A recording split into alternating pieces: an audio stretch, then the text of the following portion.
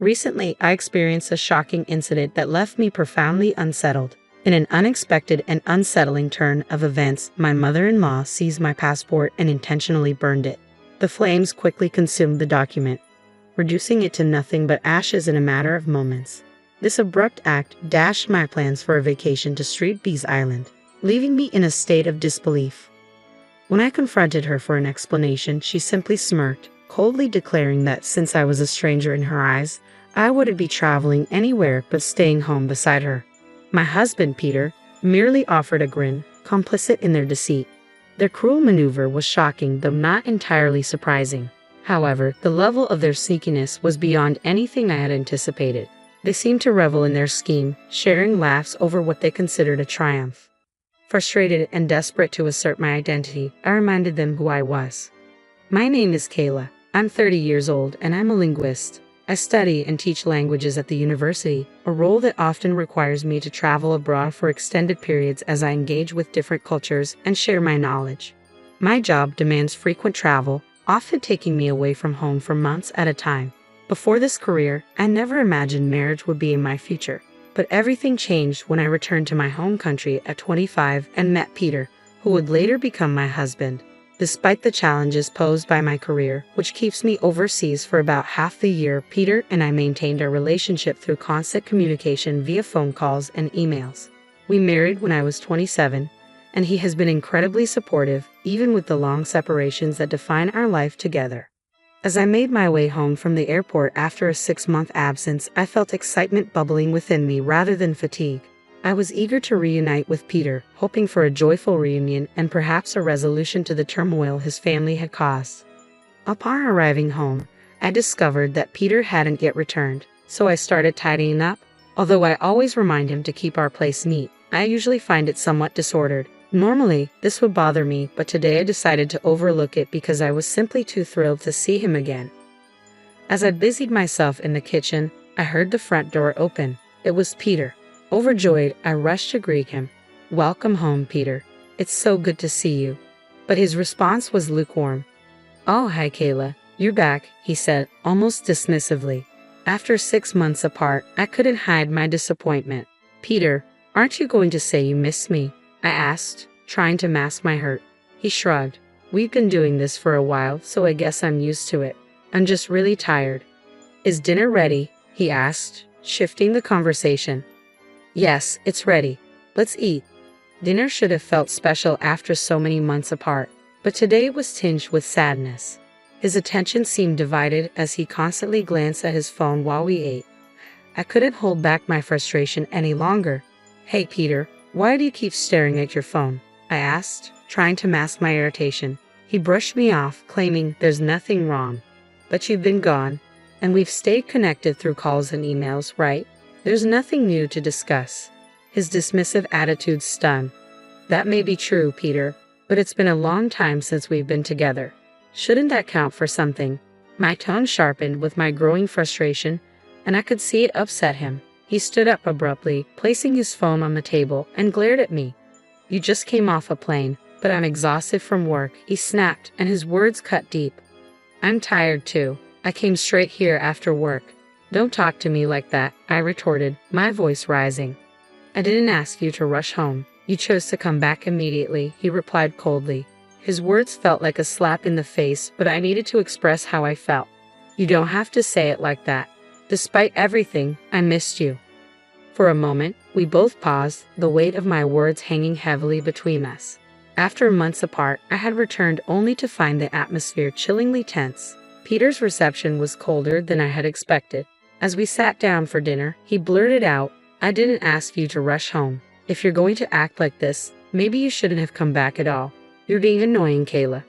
Frustrated, he slammed his hand on the table and stormed out of the room, leaving his dinner untouched. Alone and confused, I wondered why he was acting so cold. I had eagerly anticipated our reunion, but it felt like I was the only one excited. What was the point of coming home early if it only ended in disappointment? Tears spilled onto the table as I sat there, the joy of our reunion overshadowed by a sinking feeling of dread. The next morning, the tension still lingered.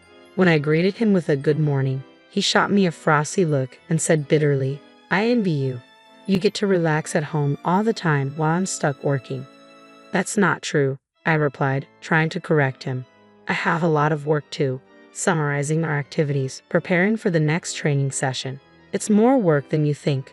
He dismissed my efforts with a wave. "Sure, but you can do it from home. I wish I had a job where I could take half the year off. Enjoy your time at home, princess." Stunned by his sarcastic tone, I watched as he left the house without another word. We had argued before, but he had never been this cutting. His sarcasm left me puzzled and worried about the growing rift between us, and I found myself pondering what might help mend our relationship. I busied myself with household chores, vacuuming and changing the linens when my phone rang. It was my mother-in-law. A sense of unease washed over me as I answered. "Hello, Kayla here." "Hi, Kayla. It's been a while. I heard you're back home and had a rough day yesterday," she said, her tone casual. "Yes, that's right," I replied, unsure of where this conversation was headed. "And I also heard you upset Peter," she added, her voice taking on a sharper edge. "He was quite angry." Her words added to my confusion and worry, leaving me questioning how I could bridge the growing gap between Peter and me since my return. Then, during the call, my mother-in-law's suggestion caught me off guard. "Now that you're back, how about we plan a family trip?" she proposed. Before I could process the idea, she continued. "I was talking with my husband about going to Street Barks Island, and Peter mentioned he wanted to join us. You used to travel abroad, right? Could you help us with hotel reservations and other arrangements?" Her request felt loaded. It was clear from her tone that she didn't relish the thought of traveling with me but saw an opportunity to leverage my travel experience.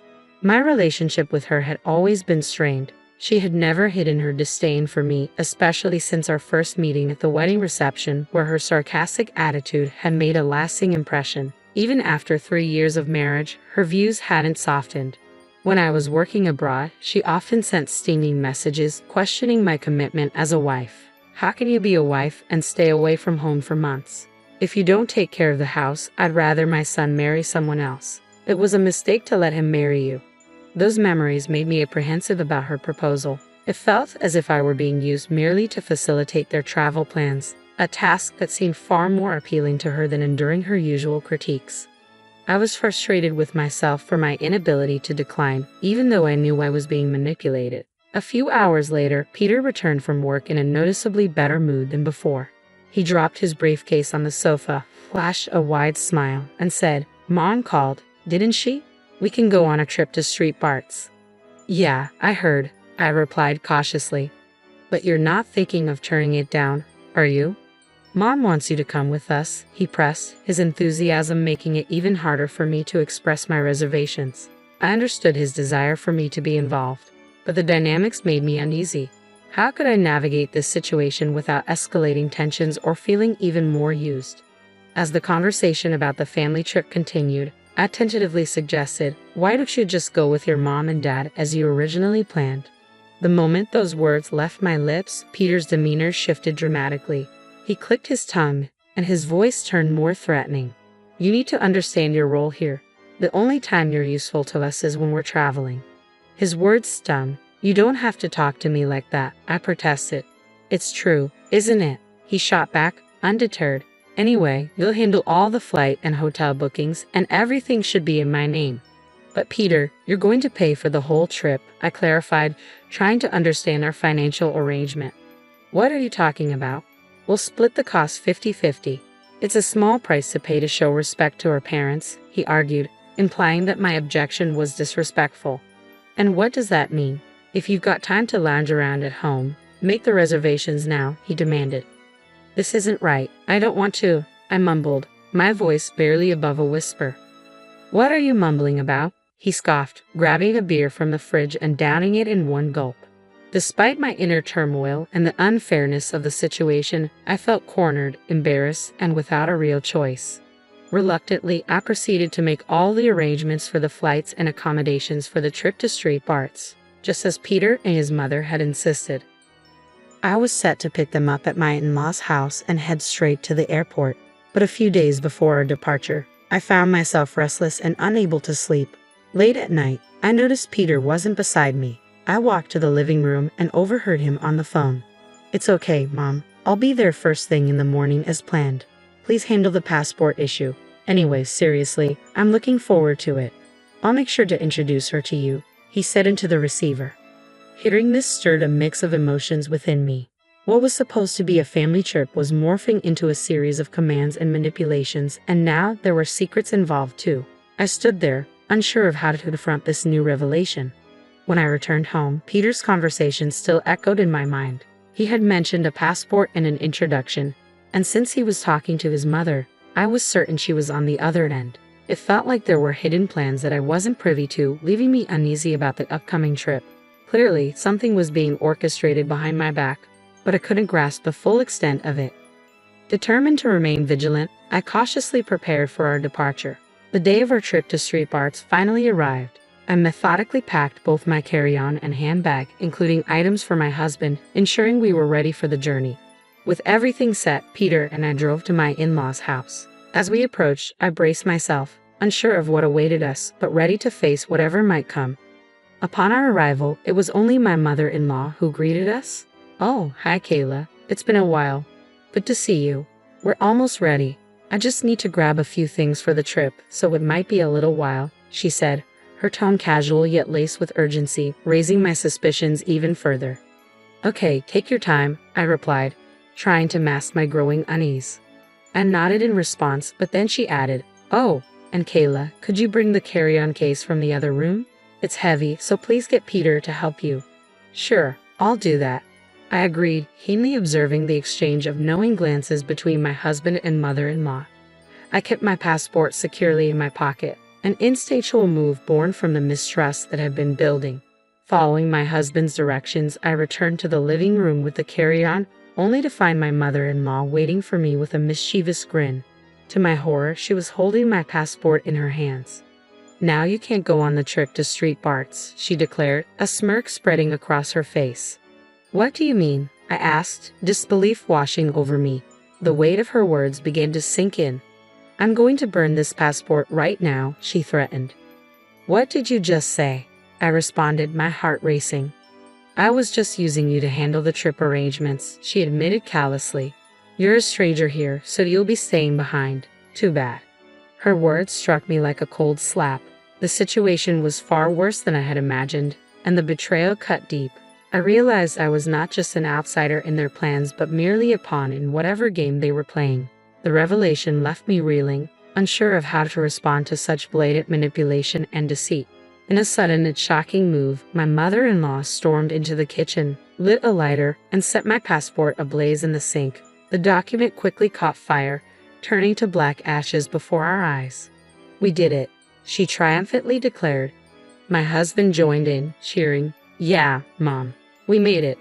"No," I interjected, my voice rising. "It's just the three of us on this trip, right? We'll get to meet Peter's new girlfriend when we get back." "I've already set that up," my mother-in-law replied nonchalantly. "We don't need this useless woman anymore." My father-in-law chimed in coldly, pulling out his cell phone to show me pictures of himself with another woman, a satisfied grin on his face. "I'm not divorcing you for the sake of my reputation, but you'll be staying here while we go on our trip. When we get back, I'll move in with her, and you can leave." My mother-in-law laughed mockingly at his words, and their expressions were filled with malice. At that moment, I realized the depth of their betrayal.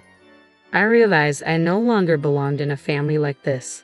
Forcing a smile, I asked, "By the way, whose passport is that?" "What are you talking about? It's yours, of course," she replied confidently. "I took it out of your handbag." "My passport is right here," I said, holding up my actual passport from my pocket. "What? No, it can't be," she stammered, her confidence wavering. I showed her my passport, still intact. "Yes, it's my passport. See for yourself." Panic washed over her as the realization dawned. Her face turned pale. "That's not possible," she muttered, her voice trembling. It seemed my mother-in-law had mistakenly believed she had taken my passport from my handbag without checking thoroughly before burning it. "Whose passport did I burn then?" she asked, her voice quivering with fear and confusion. "I guess it was your son's passport that was in there," I suggested. "You burned my son's passport," she gasped, horrified. My mother-in-law turned white as the weight of her mistake hit her. The already strained family dynamics were now irrevocably shaken by her rash actions and the underlying schemes that had come to light. As the chaos unfolded, my husband's fury erupted. "What have you done? I told you to be careful. I only found one passport in her handbag. Who would have thought it belonged to me? I don't care. You didn't check properly. And now look what's happened," he shouted. "You're saying it's my fault. If you had checked from the start, I wouldn't have made this mistake," she retorted, her voice rising in defense. Their argument escalated quickly, each blaming the other amidst the turmoil. My husband turned to me, exasperated. "Hey, Kayla, do something." But I refused to be dragged further into their mess. "Seriously, who do you think you are, telling me what to do? You cheated on me behind my back. How dare you both? You and your mother are despicable." "Hey, who do you think you're talking to?" My husband snapped. "I'm talking to you and your awful mother. Don't think I'm just going to let this slide. You're going to pay me back for the affair and all the nasty things your mother has said to me," I declared, my resolve hardening. Just then, my father-in-law appeared, drawn by the noise. "What's going on here?" he demanded. After I explained everything, he was livid. The planned trip was immediately canceled, and the fallout was severe. My mother-in-law faced a divorce while my husband was disowned by his father and banned from returning home. I consulted a lawyer and proceeded with the divorce, demanding alimony from both my ex-husband and ex-mother-in-law. They were required to pay in one lump sum and cover the costs of the canceled trip to Street Nevis Island. Financially unprepared, they had to borrow money to meet these demands.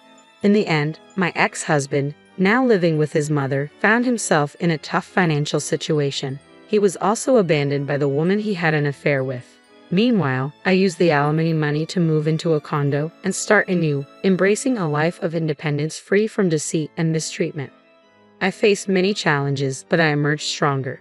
Now, I'm loving life, planning to continue my travels, learning about different cultures, and sharing my experiences with the world.